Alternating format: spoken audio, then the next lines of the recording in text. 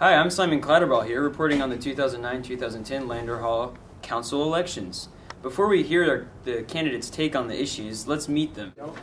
Chris used to live in a fraternity off campus, but he has since moved to the dorms. He's doing very well here and is very popular with his fellow peers. He's currently one of the strongest candidates in the preliminary elections. Dude, use your map. You're not using your map, dude. You can see them on the map. That's a very good resource right there. Maria is one of the most popular candidates currently running in the election, and she can commonly be found experimenting in the kitchenette and producing delicious baked goods for her friends. Would you like a cookie? Thank you, roommate. No problem. Since moving into the dorms, Maria can prove that the happiness factor has increased by almost tenfold. She has many graphs and statistics to back up this claim. She's been described as a problem solver, a methodical thinker, and a scientist. Sylvia was raised in a wealthy family and spent much of her childhood in Catholic boarding school. She currently is running as an anarchist and plans to take down the entire housing and food services. She spends her time to herself in the corner of the lounge working on her art projects. Hi. Do you need something? No, just interviewing, mostly. Well, then can I like some of your hair on a project? No, you can't. Damn. Teresa is best described as an introspective thinker. She is very ritualized and she has very consistent schedules that she follows every day. She loves to read and she participates in numerous community service projects around the area. She also goes home every weekend to visit her family, with whom she is very close. She is an adamant follower of rules and has great respect for authority. Isn't it quiet hours? They're being really loud. I'm gonna call the RA. Eddie is also an introspective thinker. He can commonly be found pondering things, random spots around the dorm. He's a very quiet and methodical thinker, and he enjoys meta-discussion, meta-analysis, and meta-thinking. He doesn't trust society's concepts of truth, and often spends a lot of time devising his own ways of knowing things. Look at him go.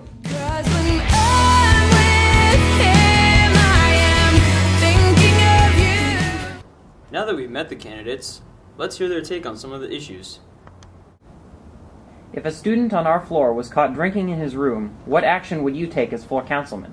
Why? Is that like a problem or something? Do you think it's a problem? Not really. I mean, if he wants to drink, he can drink. I mean, that law is so stupid anyway. Like, in Belgium, they feed children, like, beer during lunch periods and recess, and yet the U.S. has the highest rate of alcoholism. The very fact that you make it verboten is the very fact that it's become so appealing to people who are young. So, no, I don't think it's really a problem. What was the question again? If a student on our floor was caught drinking in his room, what action would you take as floor councilman? I wouldn't really do anything, because it's not really a problem. So long as he wasn't bothering anyone, yeah. I would punish the student to the full extent of the rule book. The rules are made for a reason, and I intend to uphold them. They should be evicted from their rooms, made to attend the alcohol seminars, and complete their hours of community service. I would tolerate no misbehavior on my floor. There are many different reasons why a student would choose to consume alcohol. I would make sure that student got all the help he needed to realize the wrongness of his situation. I would attend any necessary meetings with him to make sure that he got the help he needed in regards to his specific situation. What would you do to improve the environment of our floor? Well, I'm all about trying to personalize UW. So what my plan was to do was get little groups together where we can all go out and explore the campus. And that way, each and every person can have a personal space for themselves where they choose where they want to go, and they can make their own fond memories of the place. Well, I'll tell you what I'm not going to do. I'm not going to make a musician play flag football in the middle of December. So I'm pretty much not going to do any of these dumb activities. College is kind of like about finding yourself and not conforming to others, so you can like be with who you want to be, do what you want, when you want. So I don't think I'll have activities. Oh, I do have an activity though. I really, really, really like the sound of silence, so keep your door shut. And maybe like for 4 minutes every single day, we'll all sit in silence and think about what we're going to be for the rest of our lives, who we are. I like that idea. I will make sure that every single rule is enforced. Noisemakers during quiet hours will receive violations. Decorations that cover over half the doors will be torn off and discarded. I have very close connections with the resident director, and I will ensure that any troublemakers will be subject to her authority. All the rules are made to encourage safe and happy living, and I will work tirelessly to enforce them. I'm going to organize lots and lots of activities so that everyone has a chance to be involved. So many activities! You can expect a lot of activities during the first few weeks. So many activities! And I'm going to count how many people go to each activity. So many activities! And then the ones that significantly more people go to, I'm going to continue throughout the year. I'm also going to encourage open doors and designated study nights so that everyone can share their friendship and their academic talents. If I was elected as Hall Councilman, I would strive hard to make sure that you as a student received a better environment and experience in this residence community. I would sit for long periods of time in my office and carefully consider the problems that you face, especially concerning those that Housing and Food Services is involved with. I would write them a strongly worded letter of reproof concerning the exorbitant prices that they oppress you with, and also the quality of the food itself. Have you seen what they've been feeding you? That is unethical.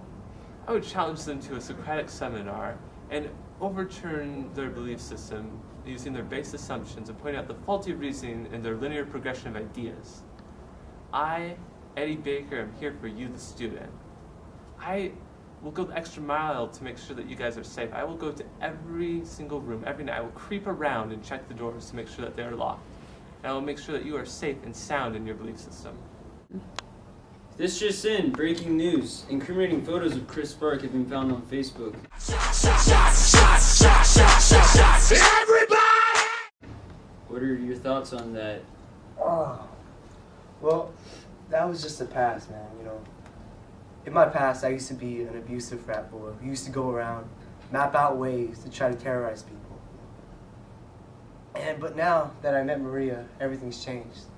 You know, now I'm a very trustworthy guy, and as floor councilman, you can trust me to help lead you guys to a better future. Please, please. Alright, this has been Simon Clatterball reporting on the 2009 election. That's all the news we have for you today, so let's have a round of applause for the candidates. And that's a wrap. Nice. Nice job, nice job. Come on, Simon, we're gonna be late for dinner. Nice job. Good luck. Thanks. Good luck. It's like, Mm.